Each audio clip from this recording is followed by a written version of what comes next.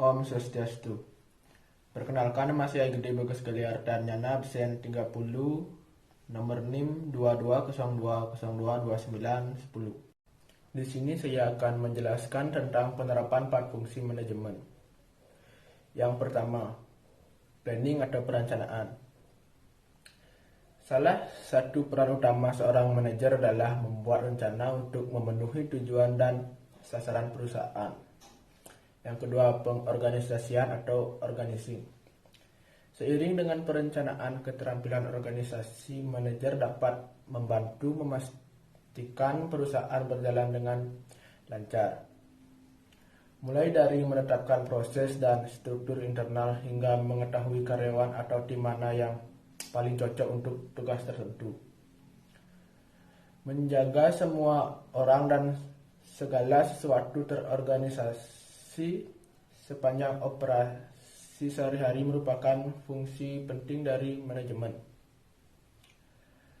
Organisasi bukan hanya tentang mendelegasikan tugas secara efisien dan memastikan karyawan memiliki apa yang mereka butuhkan untuk menyelesaikan tugas mereka.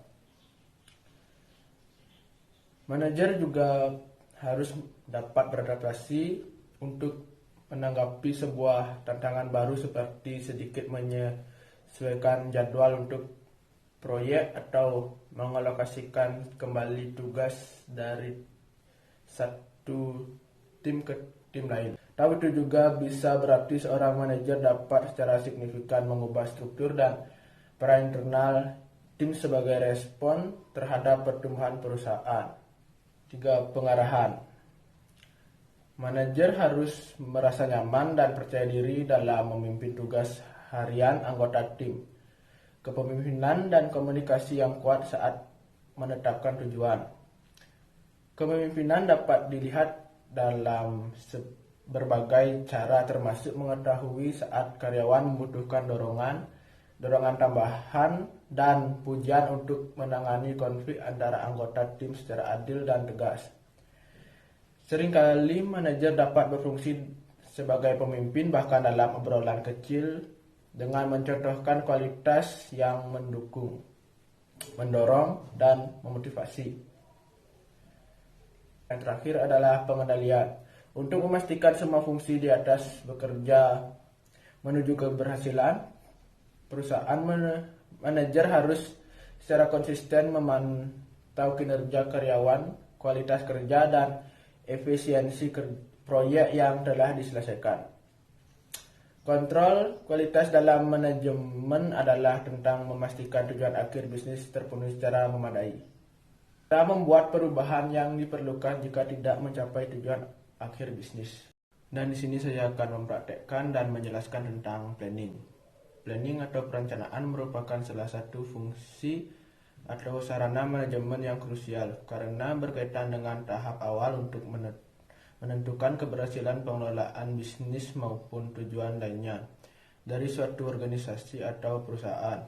Fungsi perencanaan atau planning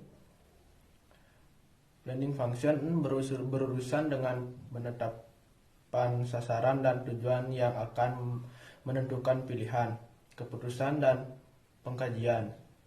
Berbagai tindakan yang akan dilakukan pada suatu penyelenggaraan manajemen, bahwa meskipun planning merupakan tahap awal yang penting, pelaksanaannya tidak jarang akan berbenturan dengan berbagai masalah dan ketidakpraktisan.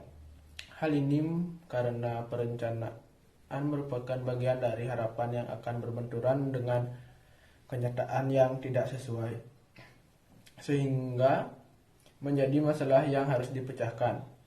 Dengan demikian, pemecahan masalah menjadi komponen intinya, bukan pelaksanaannya.